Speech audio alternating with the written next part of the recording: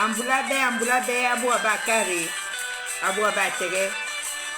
Bienvenue au cours royal Princesse Bateke, Princesse Adeline de Pulion, Mambuabek. Bienvenue à vous au cours royal Princesse Bateke, Princesse Adeline, je vous adresse mes salutations. Bienvenue à vous. Toujours heureuse de vous recevoir dans notre cour, la cour des reines, la cour des princesses. Bienvenue à vous. Peuple Téké, je vous adresse mes salutations. Sympathisants et amis de la culture, les cultures d'Afrique subsaharienne, bienvenue à vous. Mes salutations. Princesse Adeline de Pulion, je vous adresse mes salutations. Honorée comme d'habitude et ravie de vous retrouver pour ce partage, pour ce temps de retrouvailles. Bienvenue à vous.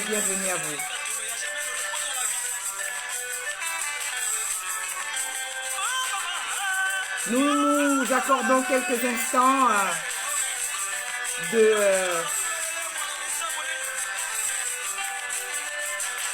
nous allons apprécier notre folklore, voilà, c'est ce petit temps, ce petit moment où nous retrouvons, voilà, l'histoire de nous mettre dans le bain, tout en appréciant effectivement notre folklore, le folklore Téké. Ce soir, donc, nous recevons le groupe Amaya Authentique. Dans le titre de la chanson, La Fouba Alila.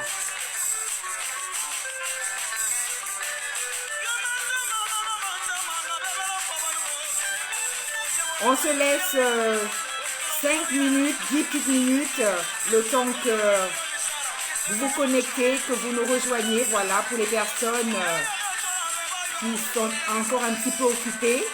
Donc, dans notre folklore, le folklore Téké, voilà, honoré de vous recevoir, connectez-vous, invitez les enfants, invitez les familles, invitez les nièces, invitez les enfants, c'est notre génération, notre jeunesse. Voilà, c'est pour le relais, le devoir de mémoire. Bienvenue à vous.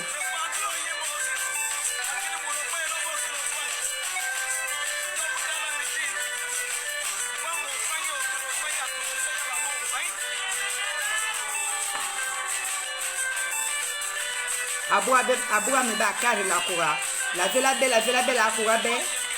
Tout la bela ndari pour royal princesse Bateke. Princesse Adine depuis lui en mandira be. Indari ya brabe ya ma dimanche. Ka koura brabe. Bela chole bana, bela chole akuru, bela chole ingre, bela chole bana baburi. Brabe kune esme tegele ya owo. Esme basira bada, esme basire. Akura kala. Donc, quelques instants dans notre folklore. Voilà, 5-10 petites minutes. Connectez-vous, invitez les amis. C'est notre petit moment de salutation et de retrouvailles. Bienvenue à notre prince Bruno Njorobi, voilà. Bienvenue à toi. Njorobi, excusez-moi. Il ne faut pas écorcher le nom. C'est Bruno Njorobi. Voilà, Njorobi, mais bon, avec la prononciation et l'orthographe actuelle. Donc, on dit Njorobi. Normalement, c'est Njorobi. Bienvenue à toi, mon prince. Ben Liston, Ngoulou, bienvenue à toi, mon prince. Ravi de te retrouver ce soir encore. Bienvenue sur notre petit moment de salutation.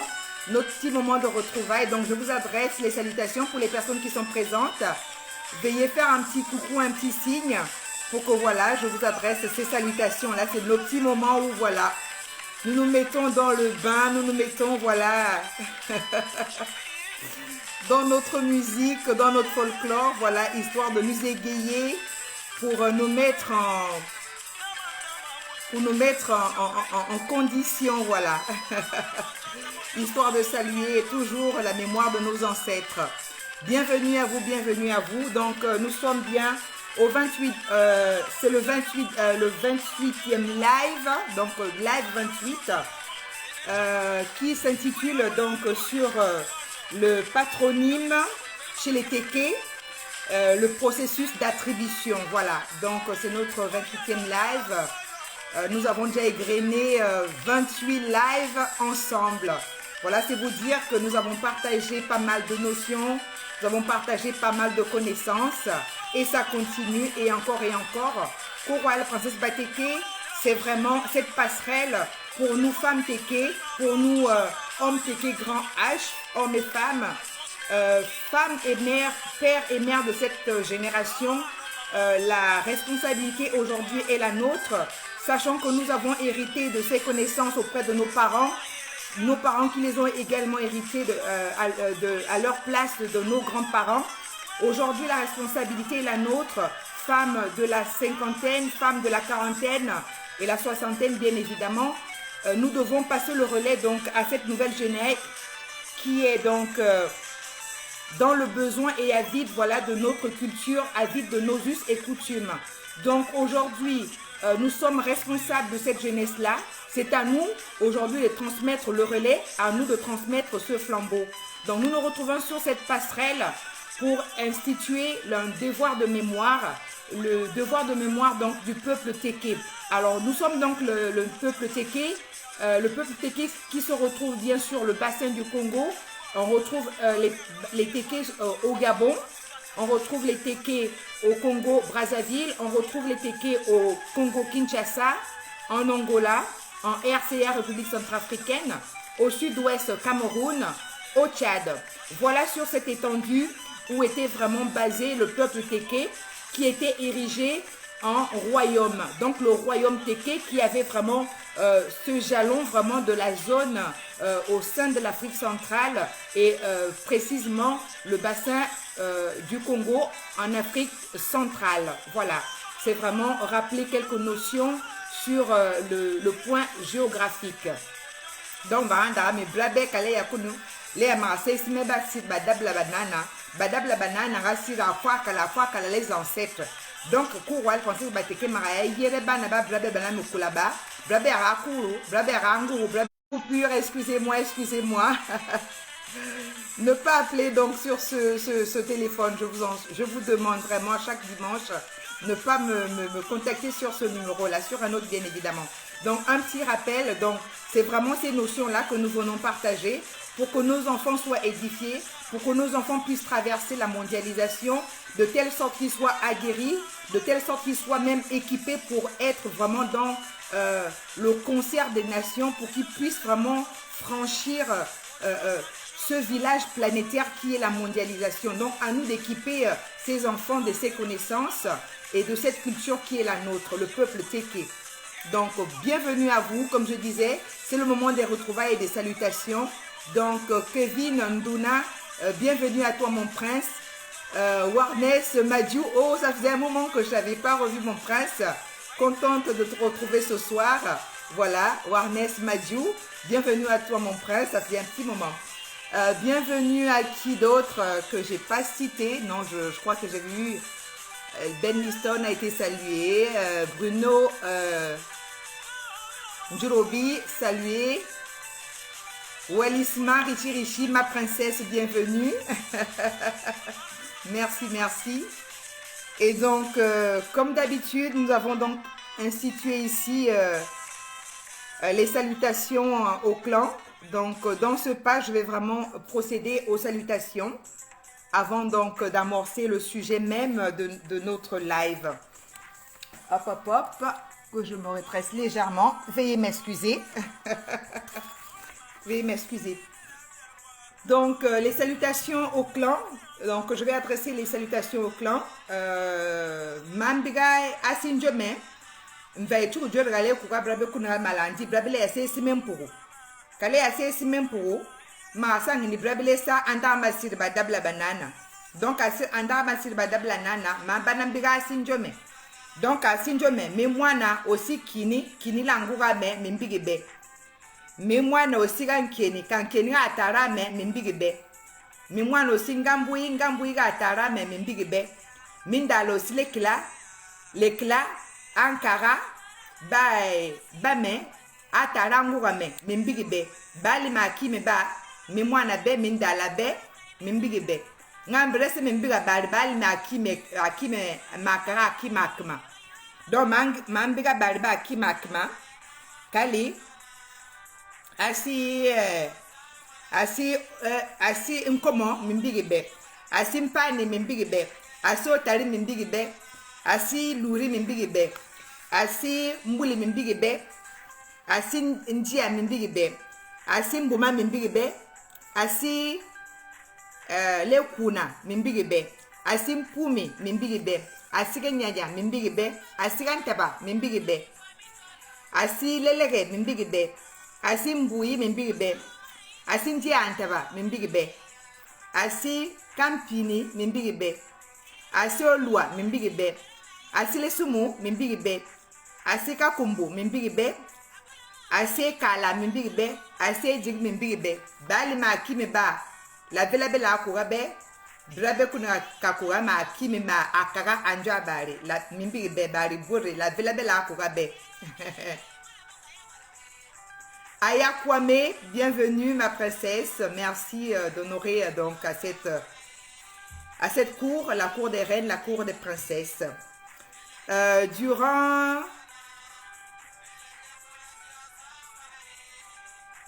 Durant Tilambra, bienvenue à toi mon prince, honoré de te retrouver après nos échanges du dimanche dernier. Honoré et ravi de vous retrouver ce soir. Merci d'être présent. Aya Kwame, bienvenue à vous. Alors donc le titre de notre live institué donc ce soir, c'est le 28e, c'est le live numéro 28. Nous l'avons institué donc sur le thème le patronyme chez les Téké et le processus d'attribution. Alors, le processus d'attribution, bien sûr, de ces noms-là. Bienvenue à vous, bienvenue à vous. C'est le petit moment, voilà, des salutations. Quelques déclinaisons, les salutations, les salutations. Voilà, donc je suis la princesse Adeline, princesse Teke. Voilà, princesse Teke, femme du nouveau siècle, comme l'on dit, c'est la femme du 21e siècle. Mais étant femme du 21e siècle, je veux d'abord m'accorder à ma source. Ma source qui est celle-là même, ce sont les us et coutumes que m'ont légué mes parents, mes grands-parents et mes ancêtres. Avec ces éléments-là, je suis vraiment aguerrie.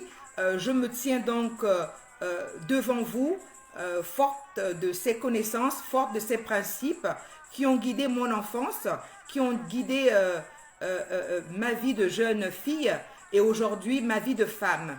Donc ces éléments également que je transmets à mes enfants et que je souhaite pérenniser également auprès de mes futurs petits-enfants et qu'à leur tour également puissent en parler et parler du peuple Teke, donc de leur source même. Donc c'est vraiment là le lieu de poser un canevas pour que cette génération soit équipée pour pouvoir traverser pour pouvoir traverser le temps. Sachant que le temps aujourd'hui, avec tout ce qu'on assiste, c'est l'avancée vers le futur et le brassage et la rencontre de différentes des cultures, des horizons divers, voilà. Et ces civilisations-là et ces cultures vont avoir des impacts, qu'on le veuille ou non, sur les enfants même du peuple Teke. Donc, il est bon de pouvoir équiper ces enfants-là pour qu'eux aussi puissent traverser le brassage des civilisations et avoir une connaissance de leur place et avoir une stabilité même dans le regard, dans l'avancée et dans la progression du temps. Bienvenue à Cynthia Ngema Olomo, ma princesse. Bienvenue à vous, honorée de vous recevoir sur la cour royale princesse Bateke, la cour des reines, la cour... Excusez-moi, je recevais l'appel que je viens de rejeter. Alors, voilà, c'est vraiment ce lieu où nous venons magnifier en fait un peuple. Alors, le peuple Teke, si je viens faire encore une petite parenthèse, lorsque nous parlons du peuple Teke, ce n'est pas un repli identitaire. Je vous prie vraiment de ne pas le considérer dans ce sens-là. C'est d'abord se connaître soi-même pour mieux apprécier le brassage des civilisations ou des cultures environnantes. Il faut se connaître soi-même pour mieux apprécier ce qui nous entoure. Pour mieux apprécier la civilisation occidentale, il faut d'abord connaître quelque part sa civilisation africaine. Donc la civilisation Teke ne s'exclut pas, ce n'est pas un repli identitaire comme j'aime à le dire, c'est reconnaître le peuple Teke fait partie intégrale de l'Afrique subsaharienne. Nous nous reconnaissons vraiment à ce grand bloc. Mais puisqu'il y a une généralité, il y a toujours matière à en tirer des exceptions. Donc la particularité que nous tirons à travers la cour royale princesse Bateke, c'est la particularité du peuple Teke. Mais le peuple Teke se reconnaît bien évidemment dans la globalité ou le cas général des cultures de l'Afrique subsaharienne. Voilà, c'est vraiment reposer chaque soir ce petit rappel pour les personnes qui arrivent nouvellement sur notre page, pour les personnes qui sont nouvellement connectées. Voilà, donc parler du peuple Teke, c'est d'abord se reconnaître soi-même pour apprécier l'autre et composer avec d'autres cultures. Donc voilà, je referme cette parenthèse. Bienvenue donc à vous, Laurie Onaï. Bienvenue à mon prince Serge Koussou Owai. Toujours ravi également de vous retrouver à notre rendez-vous hebdomadaire. Merci d'honorer à ce rendez-vous. Donc, cour royale princesse Bateke, princesse Adeline de Pilion. Princesse Adeline, encore, ce sont ces petits traits que nous empruntons à la langue de notre brassage et des contacts avec d'autres civilisations. Mais si je devais me présenter purement dans ma notion même, alors je suis donc la princesse Obinigi, la princesse Obinigi, la princesse Teke. Voilà, c'est vraiment cette présentation. Autrement dit, la princesse Teke, c'est la princesse Adeline. Mais dans ma présentation, même de mon peuple, je suis la princesse Obinigi. Donc, bienvenue à vous. Perpétue Ngwengwe, bienvenue à toi, ma princesse. Bonsoir à vous. Alors, nous allons rentrer dans le vif du sujet. Nous avons passé les salutations dans nos langues et dans les clans. Pour les personnes, je vais toujours rappeler chaque soir, allez chercher, faites vraiment cette petite recherche-là, de retrouver votre appartenance clanique. C'est important. L'appartenance clanique était notre carte d'identité. Avant l'avènement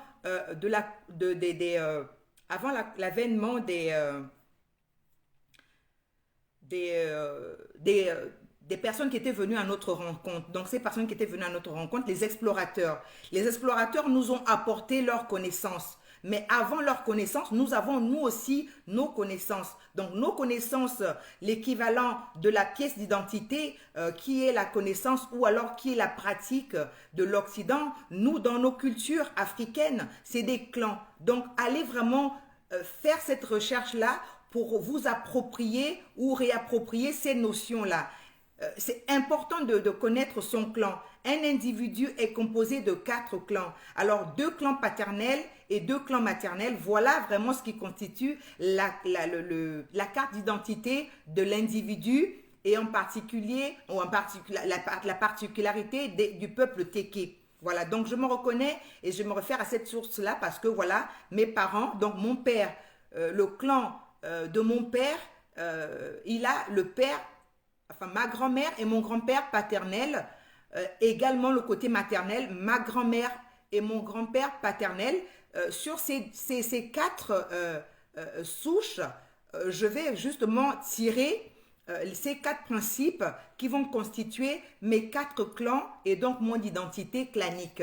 C'était en fait vous rappeler comment vous pourrez en fait vous aussi faire ce rapport-là. Donc je vais avancer, nous allons progresser. Donc l'introduction à notre live. Donc le thème ce soir, le patronyme, je vais peut-être me répéter encore parce que je fais à chaque fois les allers-retours, souvent les rappels, c'est un peu ça. Le patronyme chez les Teke et le processus d'attribution. Donc le processus d'attribution, nous allons faire l'introduction. Le patronyme en fait, c'est le nom de famille qui est simplement dit le nom du père.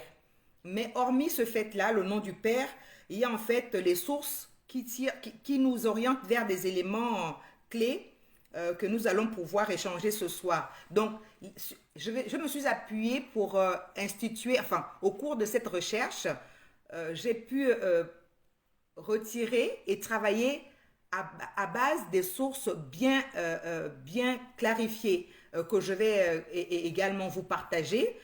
Tout ce que je vais avancer ce soir ne vient pas de mon imagination, ne naît pas de mon imagination. Je m'appuie, comme je vous le dis souvent, des recherches auprès des patriarches du peuple, des anciens.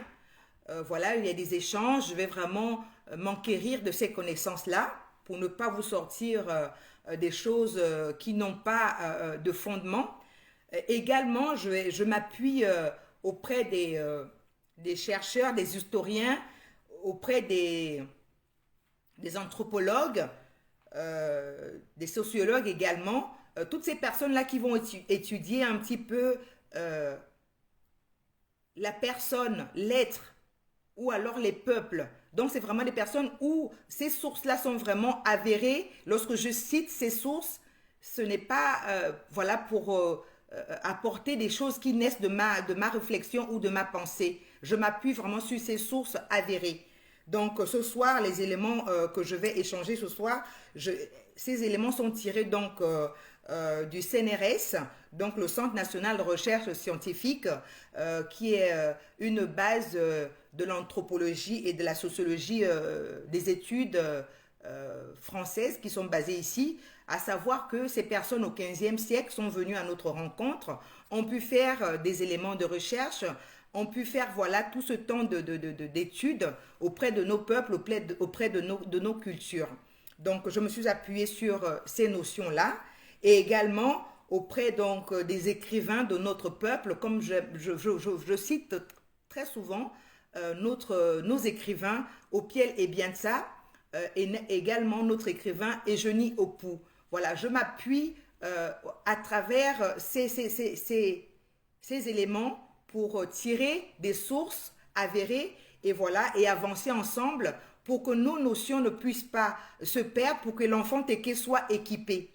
Voilà. Et rafraîchir également l'oubli ou bien les notions que nous avons occultées avec le temps et les obligations de chaque jour au quotidien. Donc, je vous ai cité, je vous ai fait en introduction un petit peu d'où viennent ces éléments-là.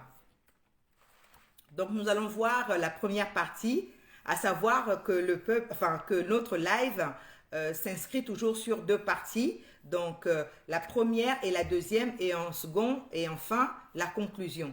Donc, nous avons quelque part tiré un petit peu l'introduction sur les lieux et les points du patronyme. Donc, le patronyme, c'est le nom de famille, c'est le nom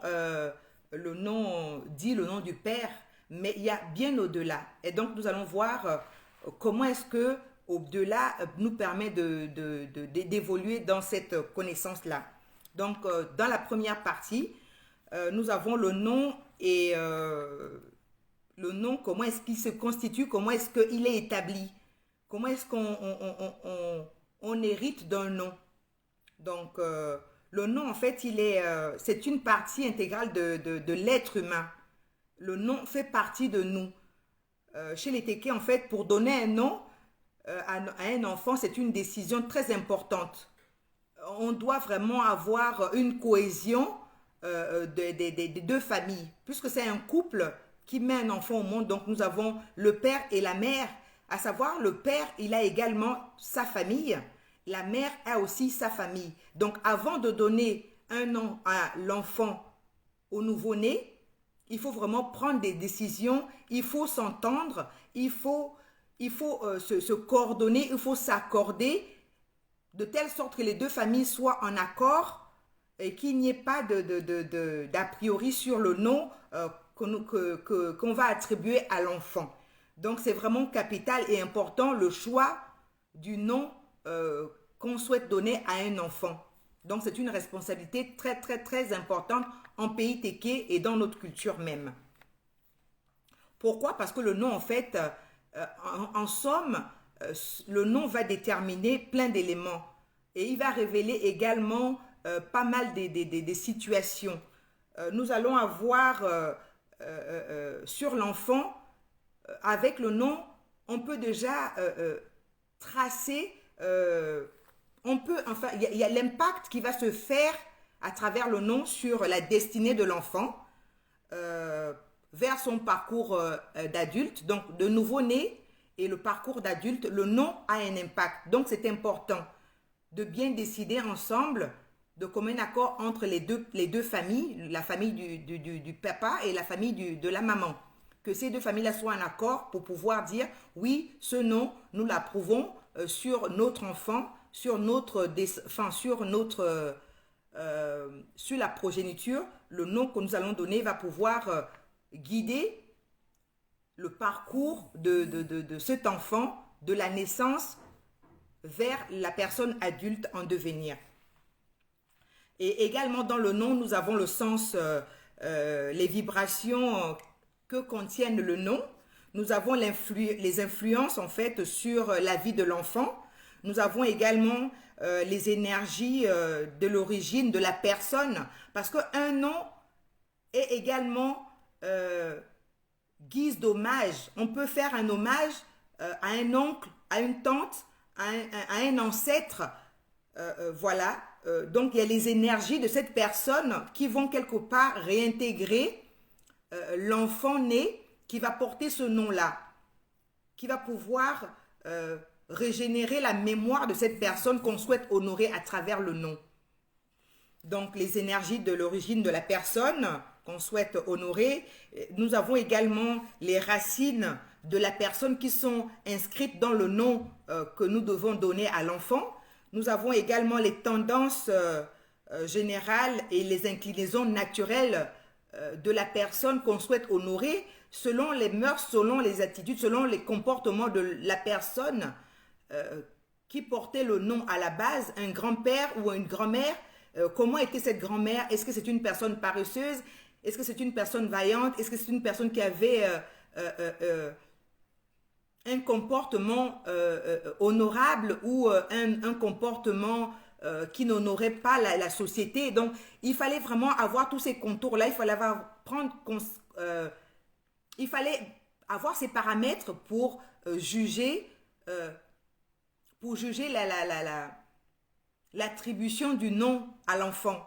Parce que nous allons, comment dire, nommer ce nouveau-né de ce nom que nous allons, comment dire, reproduire, ces contours-là étaient vraiment pris en considération. Donc, je vais répéter, la destinée de l'enfant, les vibrations que contient le nom, l'influence sur sa vie, l'énergie de la personne, même d'origine qui portait le nom à la base, la racine de la personne, les tendances générales de la personne, l'inclinaison naturelle, donc la paresse, la vaillance, la bravoure. Il fallait vraiment tenir compte de toutes ces notions-là. Donc, ensuite, sur le nom, non seulement c'était un marqueur pour pouvoir identifier l'individu, mais c'est aussi, on pouvait comprendre que c'était l'empreinte génitale qui pouvait vraiment orienter vers la vision de cet enfant-là. Donc, lorsqu'on donne un nom, il faut vraiment avoir un regard d'ensemble.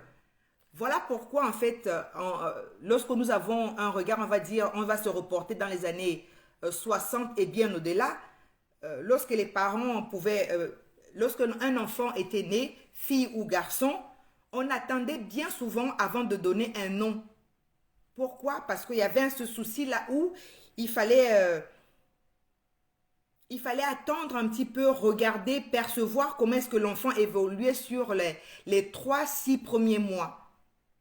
Lorsqu'on avait observé cela, et il y avait aussi une retenue émotionnelle. Pourquoi? Parce que la retenue émotionnelle permettait aux parents d'observer, comment on appelle, les décès infantiles, en fait, les morts subites, comme on dit, la mort du nourrisson. Parce que si on devait tout de suite baptiser ou honorer un enfant d'un nom d'un aïeux ou alors d'un grand-parent, et que l'enfant n'avait pas, l'enfant ne peut pas, comment dire, passer la tranche des mois de 3 à 6 mois, c'est un nom qu'on vient de perdre à nouveau. Parce que le grand-père ou la grand-mère qu'on souhaite honorer et que l'enfant y ait une mort, voilà, la mort, enfin,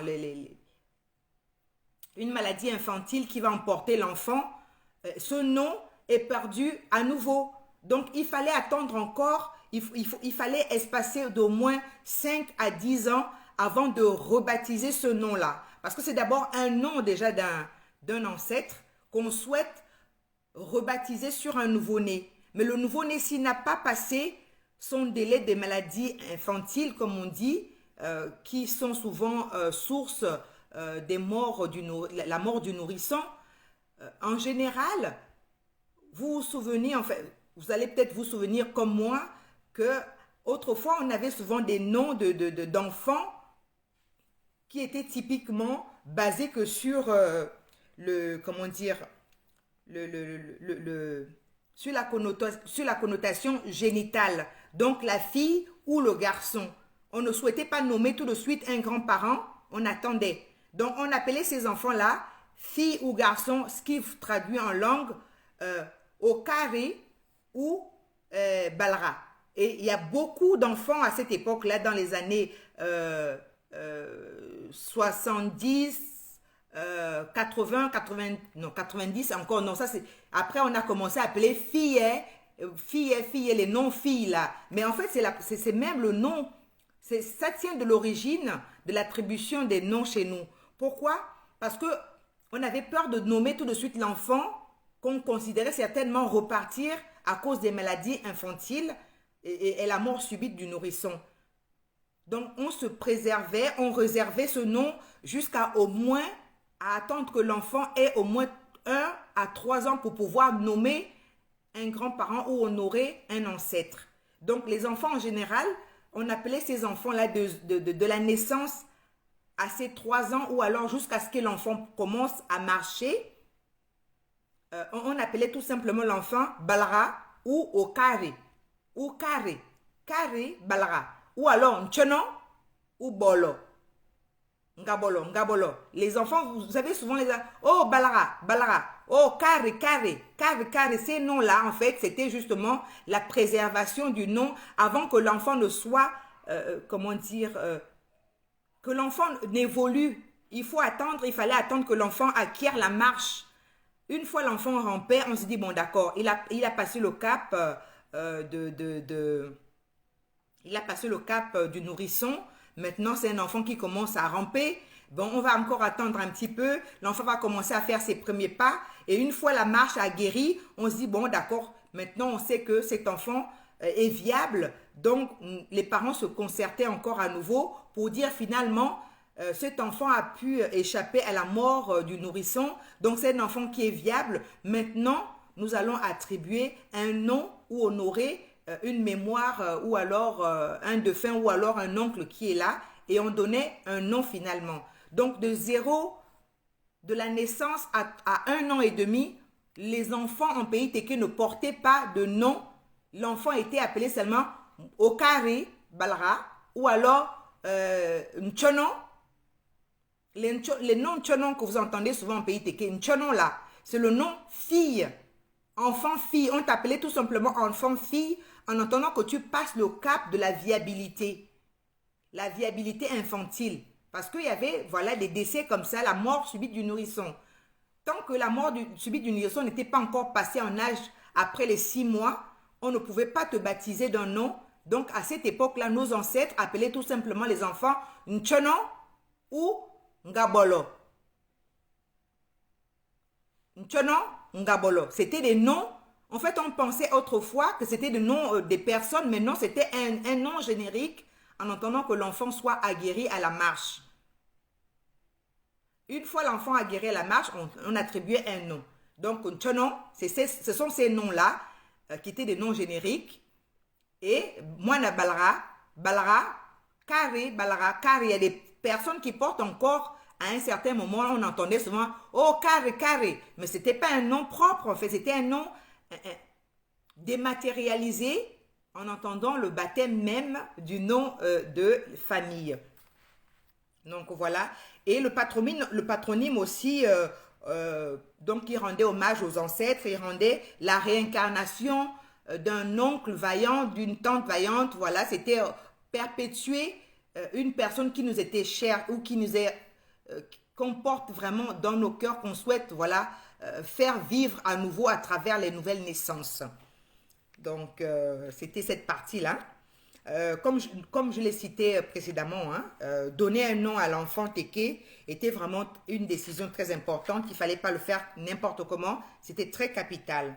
C'est pour cela, on pouvait avoir le même nom d'un grand-père sur 3-4 enfants à la fois. Parce que dans les familles, nous avons donc les familles élargies. Le frère va faire un enfant, il va honorer le grand-père. La sœur également va faire un enfant, va honorer également, si ce sont des garçons, les nouvelles naissances, les nouveaux-nés, si c'était que 3, 4, 5 garçons dans la famille, on pouvait honorer à la fois sur ces 3 garçons le nom d'un grand-père. Et on se trouvait comme ça des homonymes par héritage. Donc, un grand-père qui était honoré sur ces 3 enfants de la lignée pour, voilà, perpétuer ce nom-là. Donc,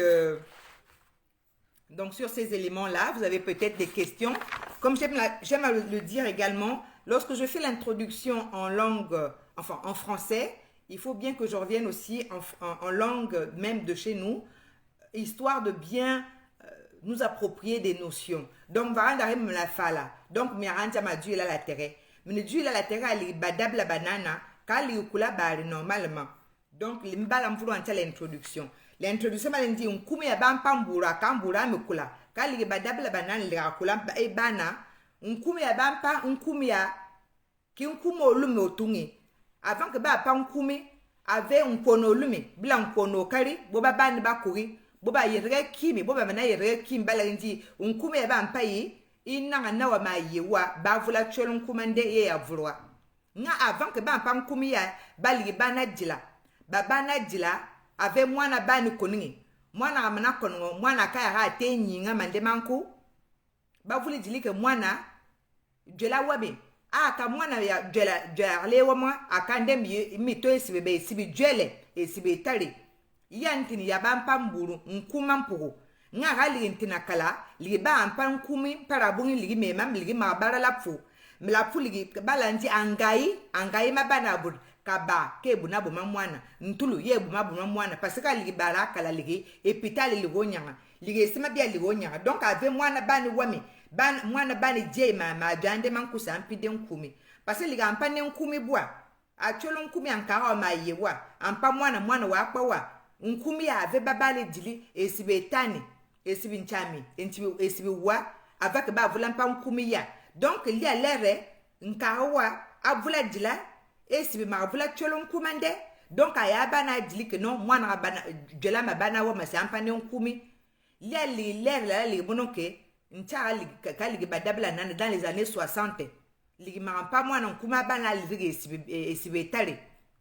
Mwana bani je malabugu mande manku. Avant que mwana ba mpanku non que marabana kachua ba kula mwana tiga ateme mwana bana liga tolma makare.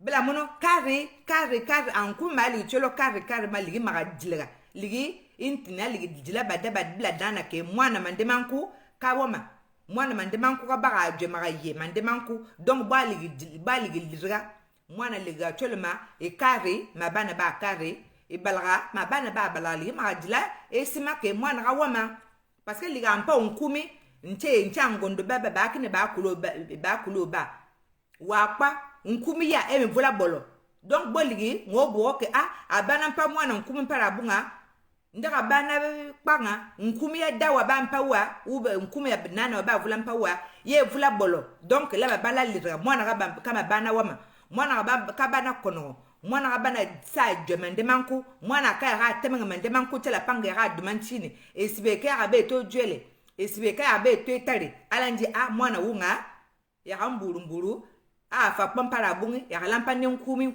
na bia ikaligi yuwa braba nkumi mali mpa bari nji nchono ma brabe nkumo kare balga ma brabe nkumi ya balga mvale lelo aujourd'hui meneke nkumi le mono bana baba champ bajo fille nga nkumi la fala ma normalement ali bana lidra ma nkumi ya nchono ayuwa ba nchono ma anga nkumi ma nchono ma nga nkumi ya lidra abana lidri nchono ki nkumi ya bala anti njongburu nkuma mburu nchono u tarambula wampu nkumi nchono no nchono nkumi ya bala mwana bana wa mande manku bala se nkumi ya ligilira ke mwana bana wama donc bia esima bala anti magalira mwana ngancha bala anti mampa mwana nkumi avalira ave nkono lumi bila nkono kari ekuri ba yese ki malanji ya mwana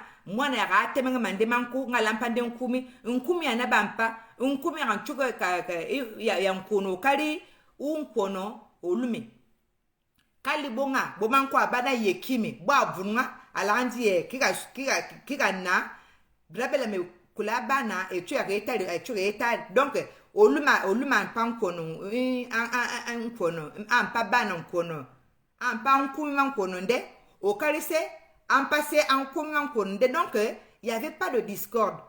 Voilà. Donc, là, introduction, Donc, à l'époque, lorsqu'il y avait des patronymes, il n'y avait pas de discorde dans la famille. Pourquoi? Parce que lorsqu'on honorait les familles, la famille, maternelle honorait et la famille paternelle également honorait. Donc, lorsqu'il y avait un premier né, le père pouvait donner ou honorer un nom de sa lignée. Au deuxième enfant également, la femme pouvait honorer également sa lignée. Donc, c'était vraiment bien équilibré. Il n'y avait pas de quiproquo, il n'y avait pas de personnes lésées. C'était vraiment super bien organisé. c'est au niveau des patronymes. C'était vraiment équilibré. Ce qu'on vient constater aujourd'hui, pourquoi est-ce que le patronyme appelé le nom du père a pris de l'ampleur et a pris, comment dire,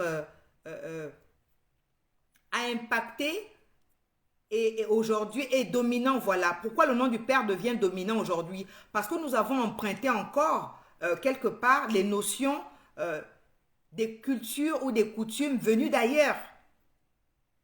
C'est en Occident où rien d'autre est vraiment pour le maître mot, c'est dire c'est vraiment le nom du père qui décrit la lignée du patronyme. Mais chez nous, non, en Afrique, on avait vraiment ce regard-là où les deux familles étaient honorées parce que c'était deux familles. Lorsqu'on dit mariage, lorsqu'on dit l'union, c'est deux familles qui s'accordent. Donc pourquoi léser une famille au détriment de l'autre? Donc nous, en pays Téké, nous n'avons pas en fait ce regard-là. On avait vraiment ce rapport d'équilibre. Donc le premier-né, le père, la famille paternelle honorait ses membres de famille.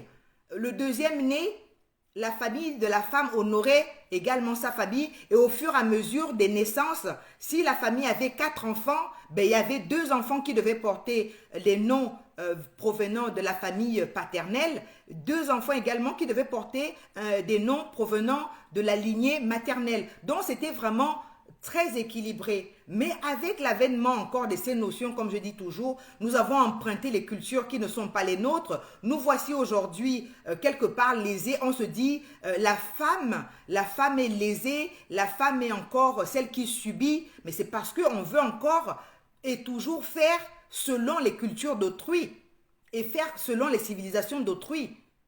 Nous n'avons pas autrefois, nos parents n'avaient pas ce rapport conflictuel au niveau du patronyme parce que la femme se sentait honorée par sa famille, par sa lignée. Lorsqu'elle avait 4 enfants, 2 enfants portaient le nom de la lignée du mari, 2 enfants également portaient la lignée de sa famille à elle. Donc le rapport était vraiment sain. Donc je vais refermer cette parenthèse et nous allons donc évoluer. Varandare mi donc ma dula la fala ni kali brabe kala ligi o luma mpa nkumi anjonde o kali se ampa ibare banjonde ligi amvuru kali nga brabe amvura yi parce que brabe le nama esima basi akma brabe ale nama ibare baba ya bila brabe ndi le nama o bami le nama o bami parce que kambure bami kuni bondi nkumi ya bampa selma e nkumi o lumi nga nkumi yo lumi bana bori sa akulo kare sa akulo balaba sa nkumi ya tara anjo ngugo nyaka kapase njo lumi donc brabela mana makasima bokabokia brabela mava brabela mava la ma konorasima parce que ya brabela bono e ba bampa nkumi selma alumi est-ce que kaligi brabe kala bela ye pour ankara kimile ma brabela gonyanga ba le bori ligi ba muno okuwa ove liba mono ko o ve liba la ndio o kare iba pankumi non o kara mpa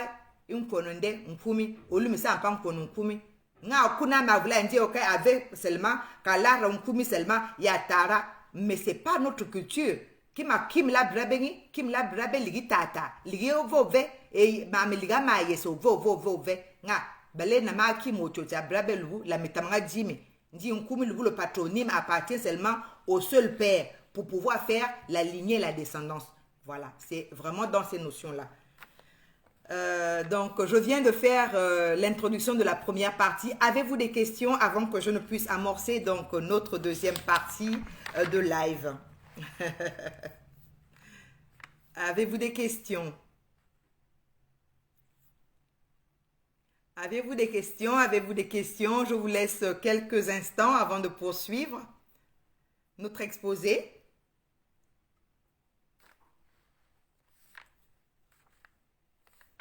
Benga question manjuga be. Aka question nya mi continue. Benga question. Des questions avant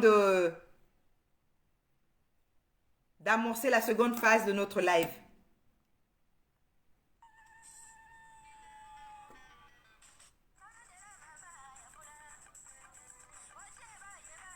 À vous la parole, je vous écoute. C'est limpide, me dit notre prince Serge Koussou au Hawaï. Ok, donc nous allons évoluer alors. Je continue. Je vais continuer. Allez, c'est parti. Donc le choix du don était vraiment... il fallait vraiment se concerter au sein de ces deux familles-là. Il fallait se concerter au sein de ces deux familles et tirer donc le nom de l'enfant.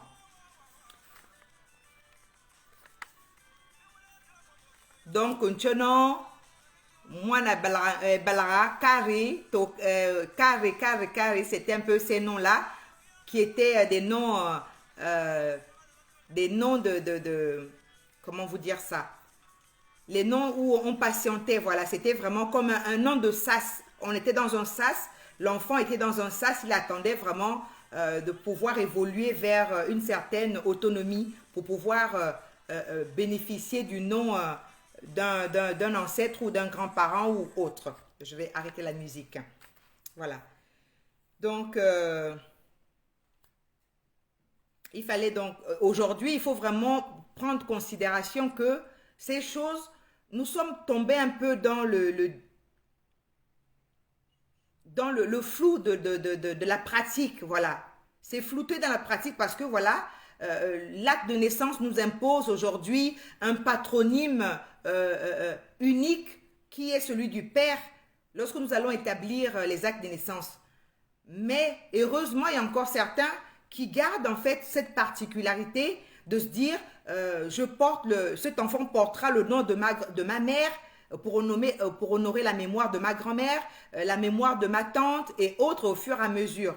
Donc moi, je porte le nom de ma grand-mère, la mère de mon père, mes petits frères, petites sœurs portent également les noms grand-mère maternelle, paternelle, oncle et autres. Vraiment, c'est vers cette logique-là que je souhaite à ce que cette nouvelle génération ait vision. Même si on garde pour suivre aujourd'hui la mondialisation, le nom ou le patronyme du père, mais ayons encore cette notion qui était vraiment la nôtre, de notre culture même, de nos origines, à pouvoir rebaptiser des noms de nos aïeux. Père, mère, pour équilibrer vraiment ce rôle de l'alliance. Parce qu'on dit dans le mariage, c'est l'alliance de deux familles. Donc, les deux familles doivent avoir ce bénéfice-là. Que chaque enfant puisse, voilà, honorer chaque lignée maternelle et paternelle. Voilà, c'est vous ramener un petit peu dans cette notion-là. Donc, le nom Nchono, c'était le dénominateur génital parce qu'on devait tout simplement identifier l'enfant à travers son sexe. Donc, Nchono la fille, Balara le garçon. C'était en entendant que son nom patronyme originel soit vraiment déterminé par l'ensemble des deux, l'ensemble des deux familles. Donc, il fallait vraiment faire attention lors du choix du nom de l'enfant. Pourquoi? Parce que lorsqu'on attribue un nom à l'enfant, quelque part, on va, comment dire, porter un héritage de la personne qu'on souhaite honorer vers l'enfant, comme une sorte de transmission. Il y a une transmission qui se fait. Aujourd'hui, on néglige cette partie-là. On dit aujourd'hui, on va honorer un oncle. Tout a été foulé. La culture aujourd'hui, elle est foulée. Pourquoi? Parce que, on n'a plus cette profondeur en nous. On souhaite aujourd'hui honorer les familles qui sont nantis. Lorsqu'on a un oncle qui est député, on souhaite honorer soi-disant l'oncle député. Mais est-ce qu'on connaît même? Est-ce qu'on prend en considération des mœurs de cette personne-là? Et on souhaite baptiser cet enfant de ce nom. On ne regarde plus aux origines même de nos parents. Comment est-ce qu'ils pouvaient, comment est-ce qu'ils s'y prenaient pour nommer un nom ou honorer une mémoire ou un nom d'un ancêtre ou d'un personnage au sein de la famille, d'une personne au sein de la famille. Aujourd'hui, on se fie tout simplement aux biens matériels. Puisque cet oncle est ministre, ben, nous allons justement dire, ah, on va honorer le ministre. Mais est-ce que vous avez toutes les dimensions de cette personne avant de pouvoir nommer votre enfant de ce nom-là? C'est un héritage qu'on transmet à un enfant. Comme je vous disais précédemment, n'allons plus baptiser nos enfants des noms parce qu'on regarde à la personne la plus nantie de la famille. Ce n'est pas ça. Ce n'était pas ça notre culture. Ce n'était pas ça notre culture même. Ce n'était pas ça nos fondements de ce principe-là. On n'honorait pas parce que la personne était nantie dans la société. On n'honorait pas parce que la personne était, voilà, celle qui avait plus de biens. Non, on honorait la mémoire sur au moins 4 à 5 critères. La bravoure, le respect, l'intelligence, les connaissances, la sagesse. Voilà, sur ces principes-là, on regardait à travers le nom d'une personne. Cette personne dans notre famille était vraiment aguerrie, cette personne était vraiment très vaillante, cette personne était noble, cette personne était sage, cette personne avait vraiment des aptitudes qui honoraient le peuple, qui honoraient la société, qui honoraient également la famille. Donc ce nom, nous souhaitons attribuer encore à cet enfant pour que cette personne puisse vraiment influencer le destin de cet enfant. Voilà comment est-ce qu'on pouvait choisir le nom lorsque nos ancêtres attribuaient les noms aux enfants. On n'allait pas regarder au plus nanti, celui qui avait plus de biens, celui qui était bien équipé. Non, on regardait à la bravoure, on regardait au respect, on regardait à tous ces critères que je viens de citer là, sur au moins 5 ou 6 éléments. Mais aujourd'hui encore, nous avons tordu ces notions-là, l'attribution du patronyme. On regarde le ministre, on regarde le député, on regarde toutes ces choses-là. Et un jour, cette personne n'a vraiment pas le respect de sa culture, cette personne n'a pas le respect de ses us, cette personne aujourd'hui trempe ailleurs dans d'autres mœurs, mais votre enfant va hériter des aptitudes de cette personne, parce qu'un nom est une transmission. Non seulement il y a la vibration dans le nom, comme je disais précédemment, il y a une vibration qui est transmise à travers le nom. Il y a un comportement qui est transmis à travers le nom. Donc, observez toutes ces choses avant vraiment de baptiser, avant d'honorer un membre ou une personne ou un ancêtre de la famille. C'était comme ça que nos ancêtres procédaient avant vraiment l'attribution du nom. Je peux même encore prendre un exemple. Si on devait sortir un petit peu de notre civilisation ou de nos cultures, lorsqu'on regarde à l'Occident, vous allez voir dans l'histoire en Europe, on parle de Louis XIV. Mais avant Louis XIV, ça veut dire qu'il y a eu Louis Ier. Donc Louis Ier s'est répété parce que on a quelque part gardé cet ancêtre qui avait certainement des aptitudes qu'on souhaitait, transmettre sur les enfants ou la lignée ou la progéniture future pour que ces personnes-là incarnent à nouveau la bravoure ou l'intelligence de cet ancêtre-là, d'où Louis XIV. Avant Louis XIV, il y avait certainement Louis Ier. Ça, c'est en Occident. Si je devais encore vous citer un exemple, Élisabeth II. Avant Élisabeth II, il y avait certainement Élisabeth Ier. Mais c'est vous dire que cette personne, elle incarne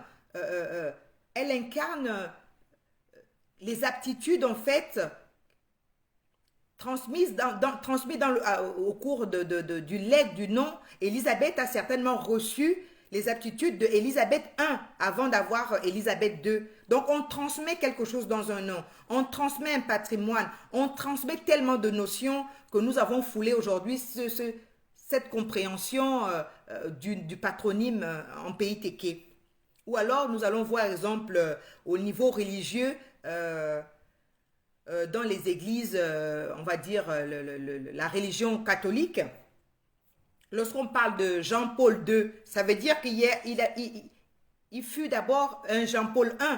Et lorsqu'ils ont vraiment apprécié le comportement ou la manière d'être ou le comportement au niveau de leur congrégation, Jean-Paul, ils ont certainement jugé utile de refaire un Jean-Paul II parce qu'ils voudraient que la réincarnation de Jean-Paul II s'efface, enfin la réincarnation de Jean-Paul I s'efface au travers de Jean-Paul II parce que voilà, il y avait des choses qu'ils voudraient voir encore renaître dans la société. Hein. C'est vraiment ces quelques petits... ces deux exemples ou trois exemples que je vous ai tirés de Louis XIV, de Élisabeth II et de Jean-Paul II. Voilà, c'est vous dire que ces noms-là, ce n'est pas en vain lorsqu'on décide refaire, baptiser ou honorer un ancêtre, il faut vraiment voir les contours de tous ces éléments-là. Donc la tante de fin, l'oncle de fin, la grande sœur, l'aîné et autres, avant de redonner un nom, il faut prendre en compte de ces éléments-là. Donc, la partie numéro 2, donc nous allons l'inscrire sur les circonstances d'attribution du patronyme. Donc, quelles sont les conditions d'attribution d'un patronyme? Nous allons voir d'abord la venue au monde d'un enfant, donc la naissance. Les conditions autour de la naissance, on peut avoir un patronyme qui est dû à un facteur lors de l'accouchement. Alors, lors de l'accouchement, on va spécifier peut-être, on va prendre le cas particulier des naissances des jumeaux. Les jumeaux vont avoir des noms, des patronymes vraiment bien spécifiques à ce type de naissance-là. Les enfants qui naissent également en siège, ces enfants ont également un patronyme bien spécifique. Ceux qui viennent après ces naissances un petit peu, on va dire, extraordinaires, oui, parce que c'est quand même deux êtres qui arrivent le jour même, ce qui bouleverse un petit peu l'organisation génétique de l'entendement humain avant que justement la science ne soit infiltrée dans la compréhension des naissances jumellaires.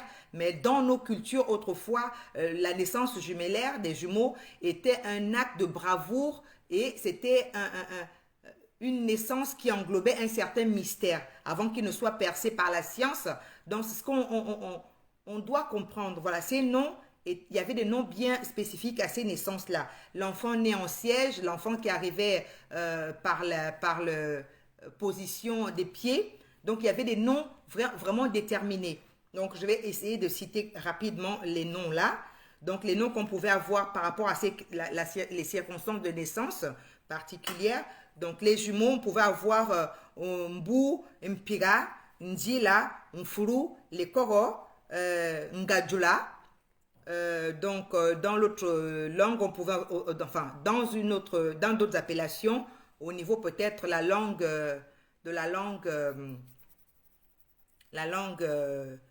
Tintere ou la langue Bakaningi, qui sont d'ailleurs les ramifications de la langue Teke, comme je vous ai inscrit lors du 27e live, donc le dimanche dernier, nous avons un petit peu échangé sur ces notions-là, la ramification de la langue Teke. Donc, reconnaître que le Tchege, le Bakaningi font partie de la ramification de la racine Teke. Donc, de ce côté-là, les jumeaux, ils vont dire Ngambu ou alors Ngampio. Mais c'est les mêmes mots, les mêmes noms qu'on retrouve de Mbumpiga. Voilà, c'est les Ngaluo, les Nganchele, ceux qui naissent en position de siège ou alors qui arrivent avec les pieds devant. Voilà, c'est un petit peu ces noms qui étaient vraiment spécifiques à la naissance. On peut voir donc également le cas, les conditions historiques et religieuses. Donc, ces conditions historiques, nous allons voir les initiations ou alors la région au niveau de la localité. On va voir géographique. Donc, nous allons commencer par l'initiation, donc le site religieux. Lorsqu'une personne avait, réussi les étapes de l'initiation, la personne pouvait également acquérir un nom grâce à un rite. Donc, nous avons les noms, un exemple, hein, les noms tels que Olumanyama, les noms tels que Wai Maraya, ou bien des noms comme ça vraiment qui font appel à l'initiation. Lorsqu'on voit ces noms aujourd'hui, qu'on transfère aux enfants, alors que les enfants n'ont pas justement eu l'initiation, mais c'est des noms spécifiques aux initiés. Mais avec l'avènement, justement, comme je disais encore, de l'état civil, ces noms aujourd'hui sont perpétués comme des noms de famille, mais qui ne sont vraiment pas à l'origine les noms de famille. Un nom de famille, on va dire, c'est exemple, euh, euh, je vais dire de mon nom, si je vais me préciser, Obinigi, ce n'est pas un nom qu'on acquiert par initiation. C'est vraiment un nom pur euh, d'un clan ou d'une lignée. Mais maintenant, lorsque nous avons des noms comme Olumanyama, c'est une personne qui a su, euh, comment dire, euh, euh, franchir les étapes de l'initiation, telles qu'Onjobi, telles qu'Onkira, telles que Norit. On donne un nom lorsqu'on a pu, comment dire, passer ces étapes-là. Donc, c'est vous dire, exemple, comme les Mbou et les Mpiga, les personnes qui donnent les noms aux enfants aujourd'hui, la famille Mbou, la famille Mpiga. Les Mpiga, les enfants que Mpiga va mettre au monde ne sont pas les Mpiga, parce que ces enfants ne sont pas jumeaux. C'est le père ou la mère qui est jumeau ou jumelle à ce moment-là, mais on n'a pas retranscrit le nom normalement Mbou ou Mpiga aux enfants qui naissent de cette personne qui porte le nom Mbou. Parce que les enfants qu'on met au monde ne sont pas automatiquement jumeaux. Mais la notion de l'état civil, de la connotation ou de la compréhension occidentale a encore influé cette mauvaise interprétation du patronyme en pays Téké. Voilà pourquoi on trouve aujourd'hui dans les noms Mbou, la famille Mbou. Mais la famille Mbou, non. Les enfants qui naissent ne sont plus des Mbou. Les enfants qui naissent ne sont pas les Mpiga parce qu'ils ne sont pas jumeaux. Ils ne sont pas nés en binôme. Donc, c'est vraiment le malheur, justement, de cette interprétation ou ce déphasage de l'interprétation avec cette civilisation nouvelle qui est la mondialisation. C'est vraiment dire qu'il y a des fautes et des impairs qui se sont infiltrés dans l'attribution du patronyme dans nos us et coutumes en pays Téké. Donc, je vais refermer cette parenthèse. Nous avons donc le site, les noms des régions. Exemple, ceux qui viennent d'en haut, ceux qui sont en bas, ces personnes aussi pouvaient avoir des noms comme ça qui leur étaient attribués. Exemple, Bafi Yulu, Bafintie, Balgantana, Balgambere. C'est un nom d'une personne. Pourquoi? Parce qu'on a localisé le village, comment est-ce qu'il était constitué par rapport à la colline d'un autre village. On se dit, ben, c'est ceux d'en haut ou ceux d'en bas par rapport à un repère ou un marqueur. Donc, il y a des noms comme ça qui se sont infiltrés dans nos patronymes. C'est les patronymes en référence avec la localisation. Nous avons également les noms qui viennent de l'expression, les mots de la société. Alors, l'expression et les mots de la société, nous avons exemple les mots qui vont traduire la chance ou des événements de chance, les noms qui vont traduire la joie ou les joies, les noms qui vont traduire les difficultés, les noms qui vont traduire les bravoures, les noms qui vont traduire l'intelligence, les noms qui vont traduire la célébration, les noms qui vont traduire la dextérité artisanale. Donc, en langue, nous allons avoir ces noms-là. Ces noms qui vont traduire, par exemple, la chance. La chance, c'est Mpolo.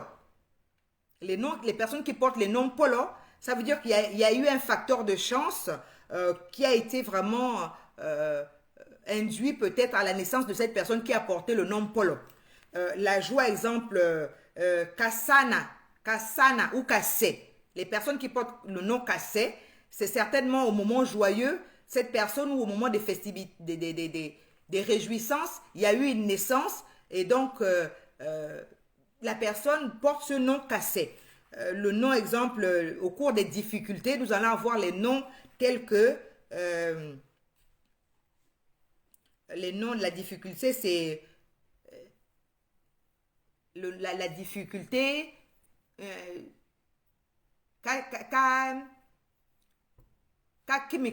oh non, non, voilà. Oh non, non, ou alors, comment on appelle la bravoure, c'est Mpali, les personnes qui portent le nom Pali, c'est vraiment magnifier la bravoure peut-être d'un ancêtre qui a été très, très brave, qui a pu affronter peut-être des éléments, des conditions pour l'environnement, peut-être, voilà, il y a des choses comme ça qui vont bien préciser au sein de la famille pourquoi est-ce qu'on a donné le nom Mpali, la bravoure, à une lignée de famille. L'intelligence également, c'est Oyeri. Oyeri, la connaissance, Oyeri, l'intelligence. Les personnes qui portent le nom Oyeri, Oyero Fa ou Oyero Sira. Alors, Oyero Fa, on a d'abord Oyeri qui est l'intelligence. Et si la personne perd sa bravoure, son intelligence, c'est Oyero Fa. Donc, l'intelligence qui s'étiole, l'intelligence qui arrive à la fin, qui n'est plus assez lucide, voilà. La perte de lucidité, Oyelofa. La perte de lucidité, c'était ces noms-là, Oyelofa. Maintenant, Oyelo Sira, c'est celui qui conserve encore l'intelligence. Donc, de l'intelligence, Oyeri.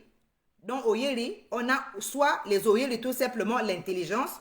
On a des familles qui portent ce nom-là. On a également les familles qui portent Oyelo Sira, donc l'intelligence toujours acquise et pérenne. Ou alors Oyero Fa, donc l'intelligence, voilà, qui arrive, qui s'est tarie. Hein? Voilà, ce sont ces noms-là qui partent du synonyme, enfin de la racine principale, l'intelligence.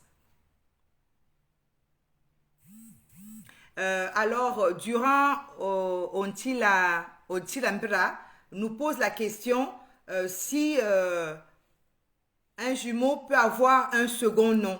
Alors, est-ce qu'un jumeau peut avoir un second nom? Pourquoi pas? Oui, normalement, un jumeau peut porter également le nom, le patronyme du père.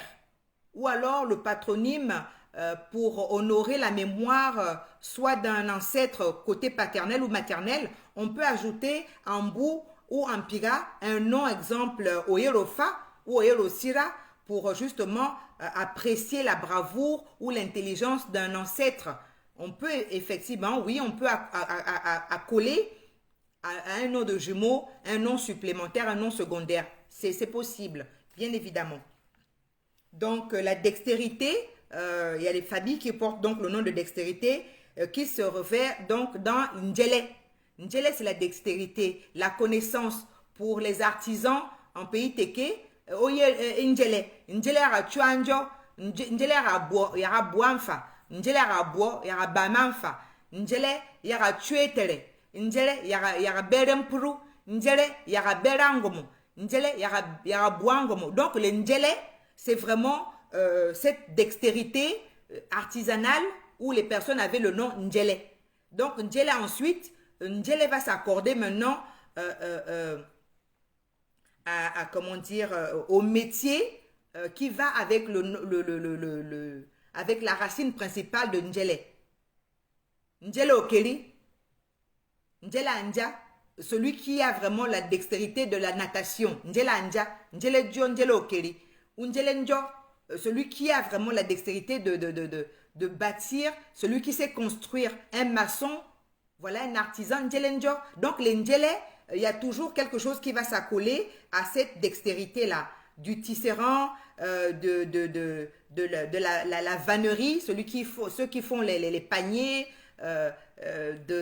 les Ndjele a quelque chose toujours, la dextérité artisanale en rapport avec un métier donné. Donc, ce sont ces noms-là qu'on retrouvait aussi par rapport comment dire, à l'expression des mots ou alors de la société. Donc, la célébration Kasana ou Ngurasana. Ngurasani. Il y a des personnes qui portent le nom Ngurasani ou Ngurakini. Ceux qui ont vraiment la joie de danser, l'expression par le corps, les danseurs. Il y avait des personnes qui étaient vraiment célèbres par les mouvements de danse, comme on dit, les personnes qui exécutent aussi bien la chorégraphie, c'est Ngurakini. Ces personnes portaient le nom Ngurakini. Et les personnes qui savaient émettre la joie ou propager la joie, c'est Ngura Asani. Ceux-là qui portaient ce nom-là, parce que lorsqu'elles étaient là, elles propageaient vraiment cette bonne humeur, cette joie de communier ensemble.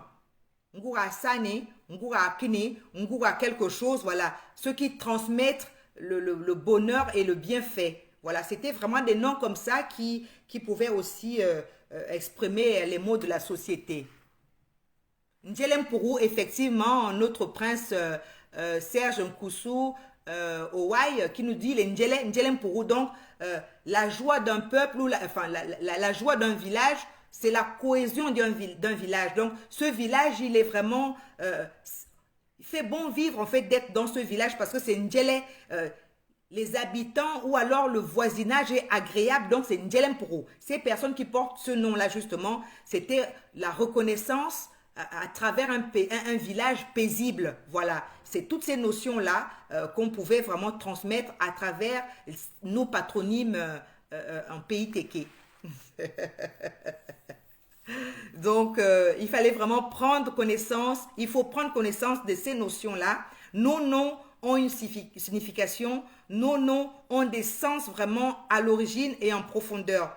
Lorsque je vous disais tout à l'heure que les études du CNRS, le Centre de recherche national qui est basé ici, qui était venu faire ces notions, ou ces recherches ou les observations dans nos contrées, venir découvrir les civilisations africaines, ils ont pu justement déceler toutes ces petites notions-là. Et aujourd'hui, ils ont pu développer justement des sciences qui vont dans l'anthropologie sociale, dans l'anthropologie historique. Et de ces faits-là, le nom est décortiqué, le nom va vraiment induire pas mal d'éléments sur l'être, le devenir de la personne, l'évolution de la personne. Donc un nom n'est pas en vain. Ayez conscience de vos noms. Ces noms ont une histoire. Ces noms tracent votre route.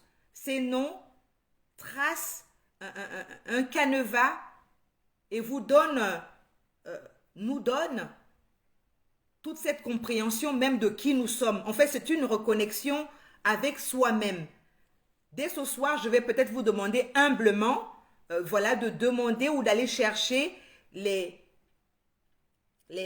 comment vous dire, les profondeurs des noms que vous portez pour comprendre même l'origine, pour comprendre même les sources des noms que vous portez. Et je pense que vous vous reconnecterez personnellement à votre identité et vous apprécierez mieux qui vous êtes et vous allez comprendre même parfois les mots qui minent un petit peu votre destin. C'est important. C'est vraiment très très décisif, le nom. Alors, j'ai à nouveau le prince Durand Ontilambra. J'ai une connaissance, Larry Teke. Ah, Larry Teke. Qui voudrait dire savoir l'origine du nom Umbwa. Umbwa, c'est le vent. Umbwa, le vent.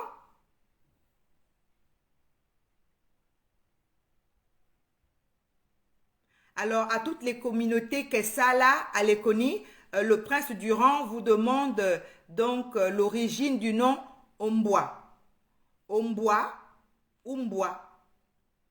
Umbwa, moi, ce que je peux apporter là maintenant, immédiatement, Mbwa, c'est le vent. Mbwa.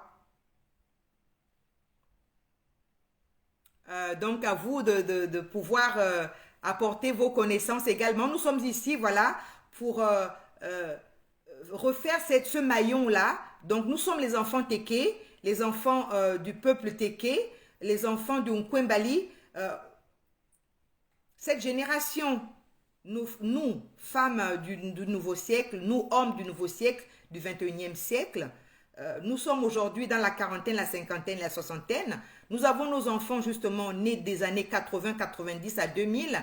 Donc aujourd'hui, en fait, nous nous reconnectons ensemble. Personne ne détient la science infuse. Nous sommes ici justement pour nous réapproprier notre histoire, nous réapproprier notre héritage culturel et identitaire.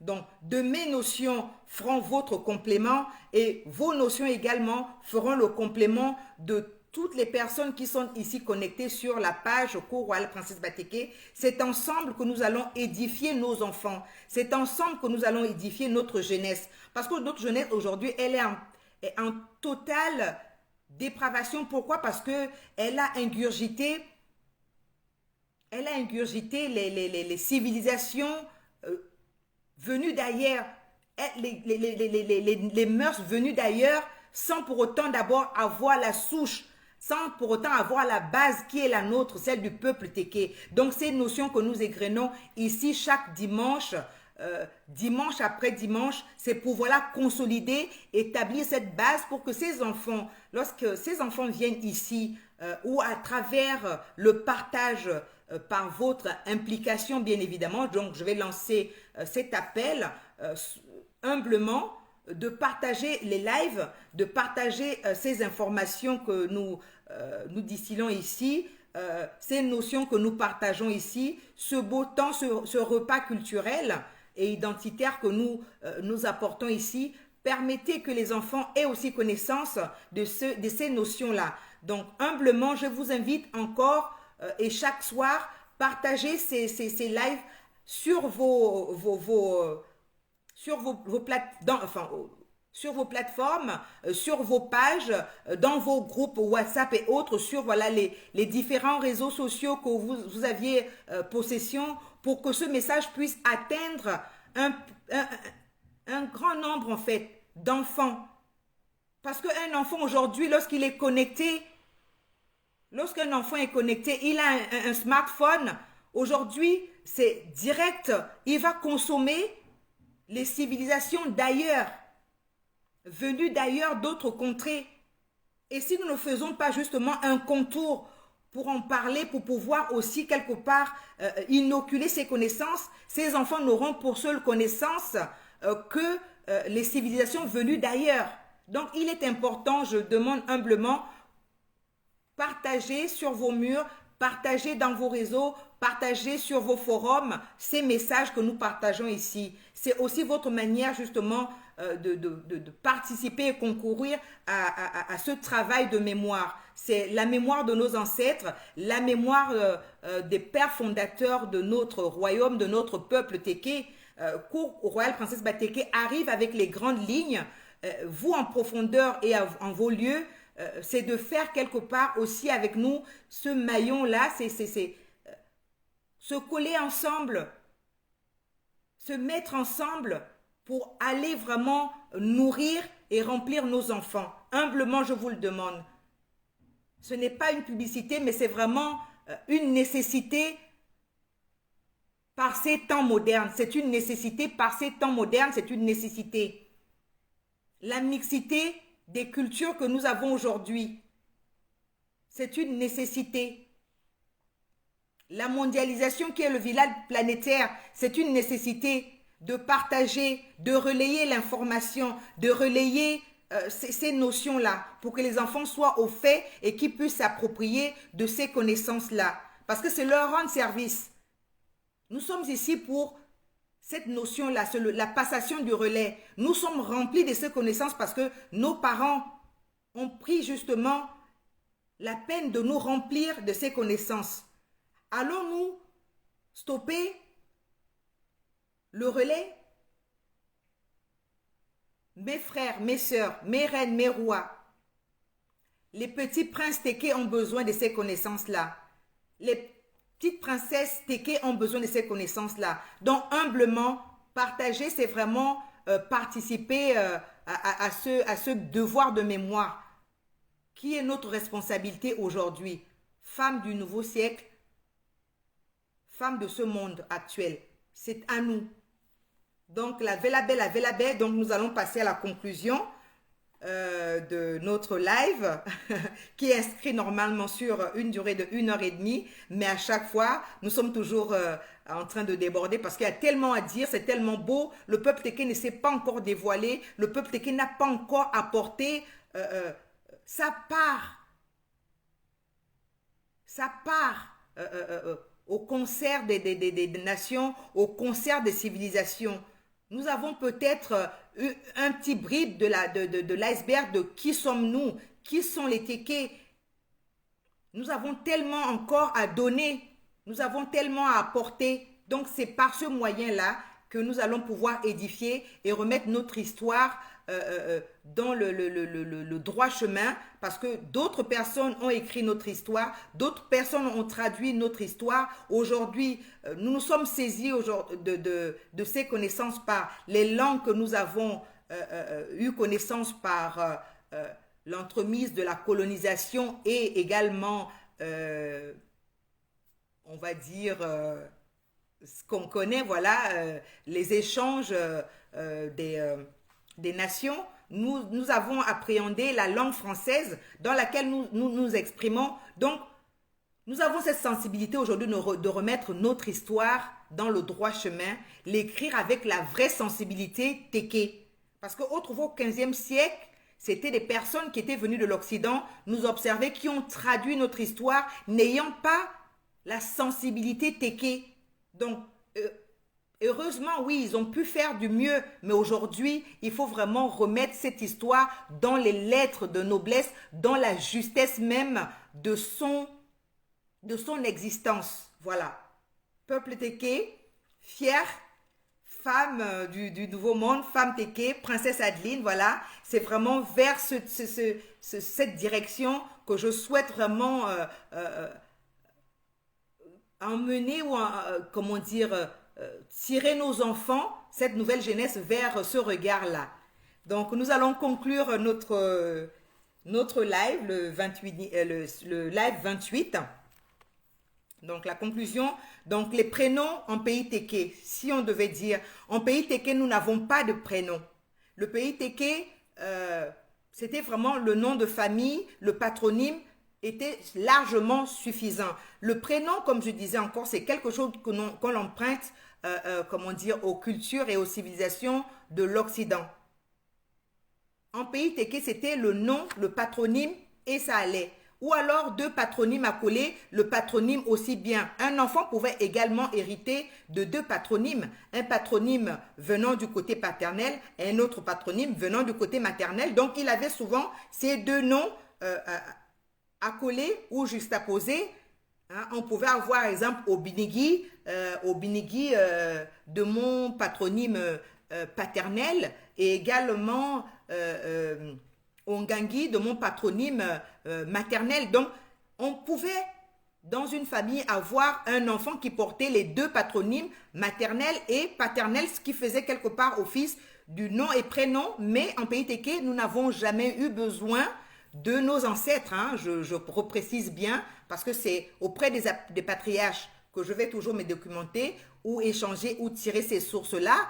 Donc, nos patriarches nous ont bien édifiés dans ce sens-là que de leur époque et des temps de leurs grands-parents et de leurs ancêtres, les Tékés n'avaient pas de prénom. Le nom, le patronyme suffisait largement à un individu Téké. Donc, l'avènement de la colonisation, de la mondialisation, nous nous sommes vus octroyer des prénoms qui n'est pas à l'origine notre culture. Donc, c'est à retenir. Donc, dans la conclusion, je vais aller dans ce sens-là. Donc, pas besoin de prénom. C'était pas important pour nous. Comment dire, l'onomastie. Voilà, l'onomastie, c'est téké. C'est les personnes qui ont encore toutes les compréhensions et toutes les notions des noms propres téké. Donc, on peut également, nous pouvons faire une demande solennelle auprès des anthropologues tékés de nous faire ce recensement-là de l'onomastie des noms tékés pour qu'on puisse recenser véritablement et proprement nos noms. Parce que ces noms vont se perdre. Si on ne crée pas un canevas pour pouvoir conserver ces noms, nous allons nous souvenir au fur et à mesure, sans justesse, sans précision, de ces noms qui sont propres à notre histoire. Donc, on vous demande ici, chers anthropologues, d'effectuer peut-être ces recensements-là pour bien nous sortir les noms de notre pays, de notre patrimoine. Donc, depuis l'avènement du contact avec l'Occident, nos noms ont subi en fait, ont subi, comment dire, des modifications euh, et ont perdu leur vrai sens. Parce que lorsqu'on va dire, exemple, l'origine même du nom, exemple, euh, Ngambu, au lieu d'être Ngambu simplement de la prononciation phonétique, euh, les Occidentaux sont arrivés avec l'orthographe pour pouvoir, ils ont souhaité quelque part transcrire notre sensibilité phonétique, mais ils n'ont pas su le faire. Ils ont au contraire modifié et vidé le sens propre de nos noms. Par exemple, je prends juste rapidement un exemple d'un nom. Donc je disais un gambou. Un gambou, c'est un gambou. Donc vous voyez que le nom n'est plus celui-là, même si la personne reste un gambou, ça change complètement, ça dénature complètement le patronyme euh, dans son origine et dans sa sensibilité véritable. Donc c'est vraiment à nous de revenir, demander, nous demandons solennellement et humblement à ces personnes qui sont dans l'anthropologie, est-ce qu'il est possible d'avoir ces personnes-là qui pourraient instituer le domastie de nos noms purement téqués. Donc, nous passons donc un appel à vous mes frères, à vous mes sœurs, les anthropologues des téqués, aussi bien du Congo, Congo-Brazza, Congo-Zaïre, Kinshasa autant pour moi, Congo-Gabon, Gabon autant Gabon, Angola, euh, Cameroun, Sud-Ouest Cameroun, Tchad, les Tékés qui se retrouvent vraiment sur ces lieux-là. Est-ce qu'on a vraiment ces anthropologues qui pourraient encore nous clarifier ou faire le recensement des noms typiquement Tékés? C'est une demande. Merci, merci. Donc, il y a des personnes comme ça qui acquièrent également les noms par pitié. Les enfants uniques aussi avaient leur nom, hein. Les enfants dont les parents ne pouvaient pas avoir d'autres naissances, qui avaient vraiment qu'un seul enfant. Et ces enfants également avaient des patronymes aussi spécifiques. Wayimania, Baïmania, ou Baïmanania, Frasiele, ou Ndjeshua, Ndjefa, ou alors à Fankwonon, ou Ndjelefu. Donc, c'est vraiment la rupture de la fertilité. Donc, cet enfant qui arrive vient sauver Wayimania. Donc, venir sauver l'honneur de cette mère qui était certainement considérée comme une, comment on appelle ça, comme une stérile. Et lorsque cet enfant arrivait, vraiment, c'était cet enfant qui arrive par pitié me sauver ou sauver mon honneur de femme. Donc, il y a des noms spécifiques. Et ces noms-là, on n'a pas à retransmettre ces noms comme patronymes. C'est des noms qui doivent être spécifiquement à un enfant. D'où l'importance, comme nous posait la question notre prince, j'oublie le nom, permettez-moi de revenir, de notre prince Serge Nkoussou qui disait justement, est-ce qu'une personne, non, donc c'est plutôt Durand, voilà, Durand qui disait, est-ce qu'un enfant, un jumeau pouvait avoir un second nom? Donc il était important justement en pays téké d'avoir un second nom parce que si c'était un enfant unique qui devait porter ce nom de pitié ou alors d'honneur sauvé, il ne peut pas transmettre lui à son tour l'honneur sauvé parce que cet enfant certainement à la majorité est peut-être fertile et cet enfant devait peut-être avoir 10 ou 15 enfants. À quoi bon transmettre encore ce nom de pitié ou d'enfant unique? À ce moment, il n'est plus enfant unique parce qu'il a grandi la famille. C'est peut-être sa maman ou son papa qui ont eu certainement des soucis de fertilité, mais lui, à son tour, il n'était pas dépourvu comme ses parents. Il est peut-être plein de fertilité et les enfants qui vont naître de lui n'ont pas apporté ce nom de Wayimania, mère ou père de famille à son tour très fertile, ce nom normalement est personnel, mais il doit avoir le patronyme du père qu'il pourra transmettre à ses enfants, la vraie lignée. Donc, c'est l'arbre généalogique qui est aussi décliné à travers le vrai patronyme. Donc, il fallait pas tenir compte des noms qu'on acquiert par circonstance. Donc, il y a les noms d'acquisition par circonstance et il y a des noms patronymiques qui sont érigés au niveau des clans, au niveau du clan ou au niveau de la famille. Ce sont ces mots-là qu'on retransmettait ou qu'on réattribuait en pays téké. Voilà la conclusion, c'est vraiment ces deux notions, faire la part, le nom qu'on attribuait en pays téké, c'est le nom qui nous vient de la souche ou de notre arbre généalogique. C'est ces noms-là qui permettent la descendance au niveau des ascendants et autres. Mais le nom qui était attribué par les circonstances, la circonstance devait s'arrêter tout simplement à la personne d'origine. Les jumeaux, c'est juste les jumeaux.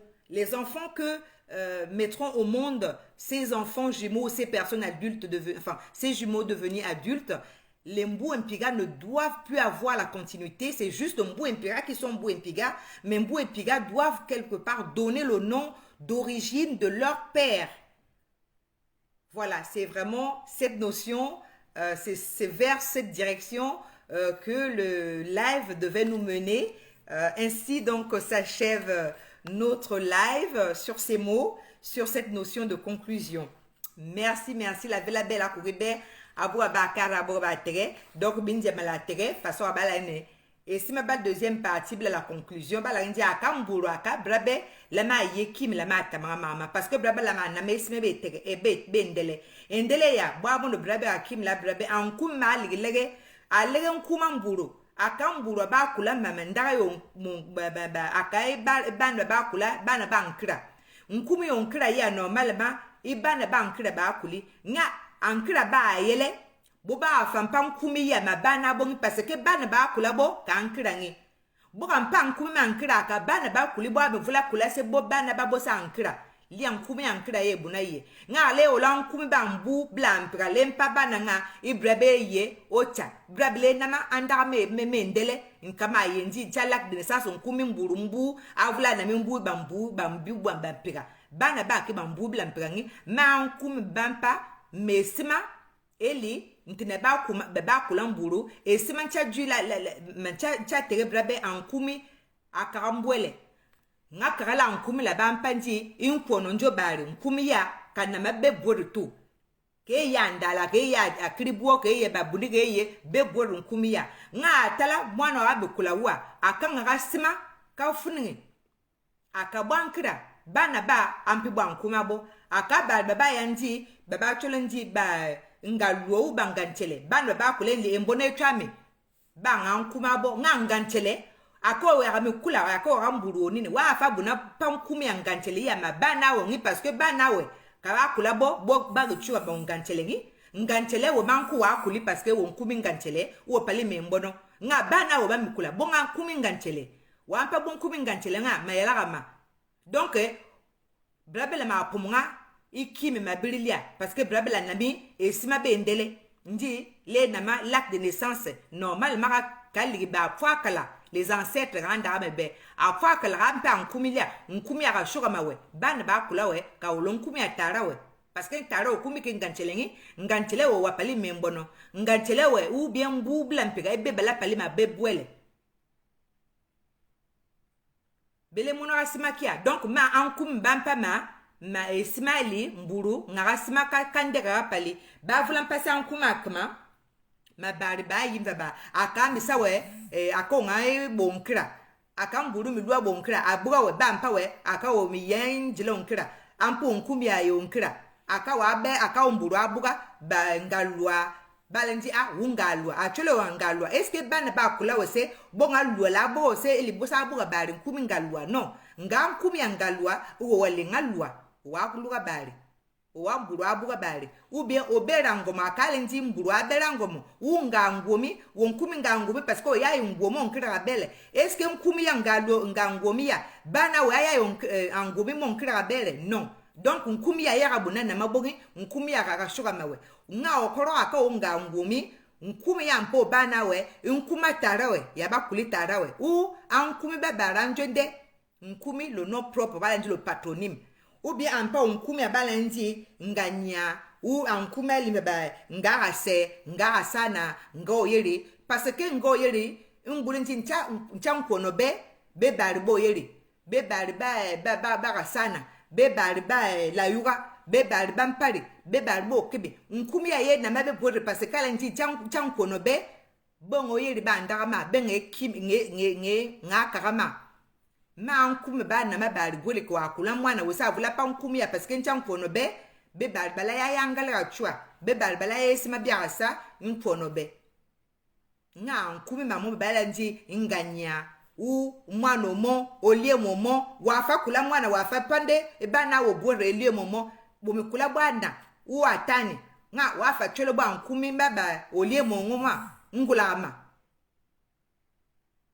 wapa bon nkumi ngulangama olie momo we parce que dabla nana kulwe wo motu olie momo nga we wo miyele wo mibago kari wo mibago lumi wo mikula bana me ko minyana njo we miwa nga wafa chelo nkumo bana wo nkume olie momo nga ngulama bele mono imboga ya façon wa pomunge brabe manama andara me ndele donc ntia conclusion wala la riwa ke ankuma brabe avec la si oyere kale na mankumi ya ka po nkuma mburu ka po mwana nkumi obani ritata kimi njongu bila njo tara bela ba luvuni mini brabe nga mwana ukumi nga nkumi na lempa donc esima bia jury mvaranda ke mintia deuxième partie donc brabe la e walu mi shuga direct walu ligi andara ma maraya akimi ma brabe esima ba sirbada esima ba sirbanana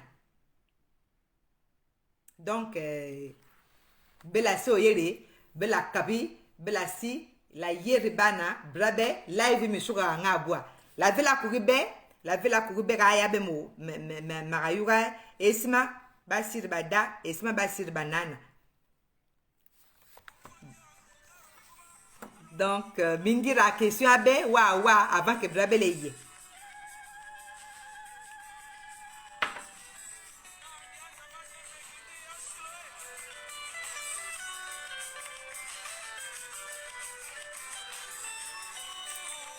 merci.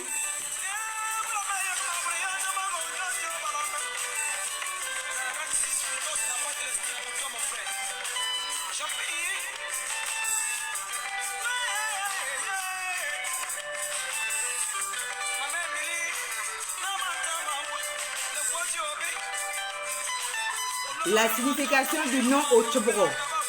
Otchobro, certainement, c'est au cours des parties de chasse.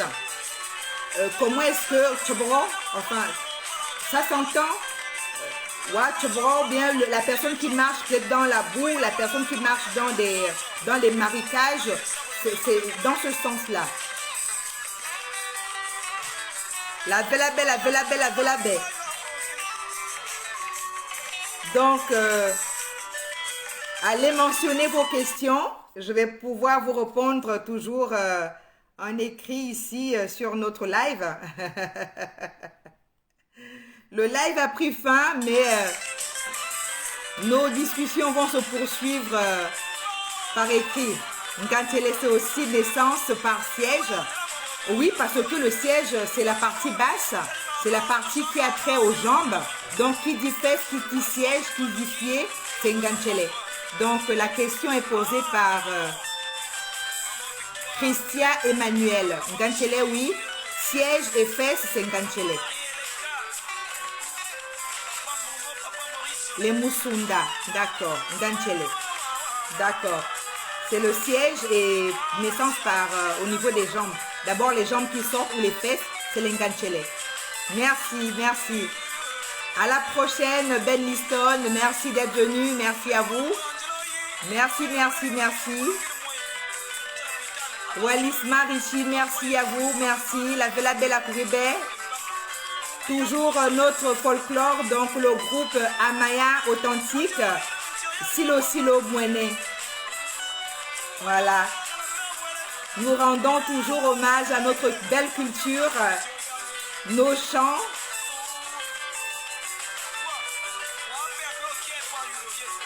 Princesse Bateke, Princesse Adib, toujours avec mon collier.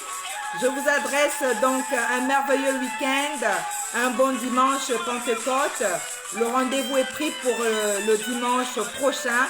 Comme d'habitude, donc tous les dimanches, nous avons ce temps d'échange, remémorer et saluer la mémoire des pères fondateurs de notre grand peuple, le peuple Kéké.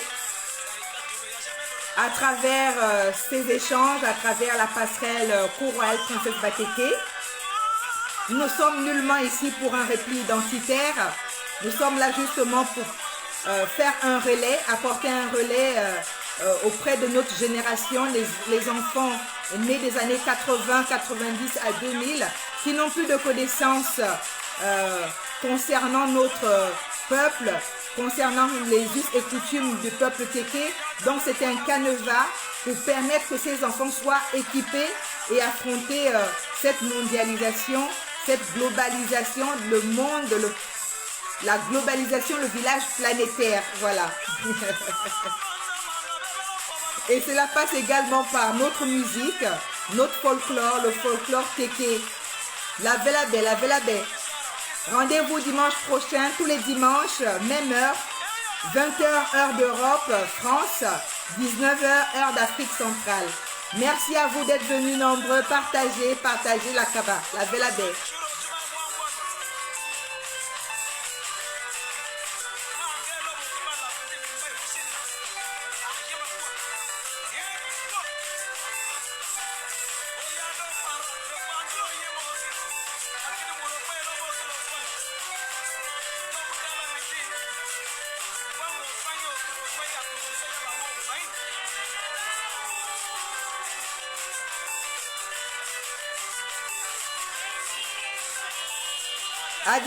À dimanche prochain.